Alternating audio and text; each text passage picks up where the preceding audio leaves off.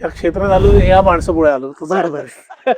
म्हणजे माझी इच्छा होती आपण नाटकामध्ये काम करावं, लोकांना हसवावं. लोकांना रडवण्याचा अजिबातच उद्देश नव्हता माझा. लोकांना हसवावं.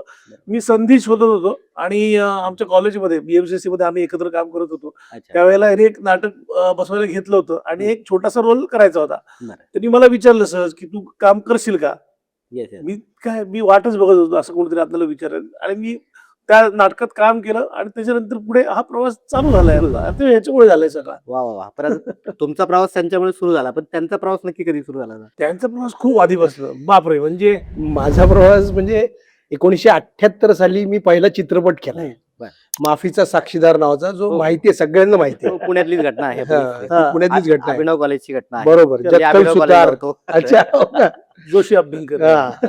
त्यानंतर मग सुरू झालं. मग बालनाट्यात तेलीचेरी सरांकडे भरपूर काम केलं. हा, हा. तारे सरांबरोबर थोडंसं काम केलं बरोबर. आणि मग एकांकिका स्पर्धा. मग आम्ही जेव्हा दोघं जण भेटलो तेव्हा खऱ्या अर्थाने तो प्रवास सुरू म्हणजे सुरूच झाला.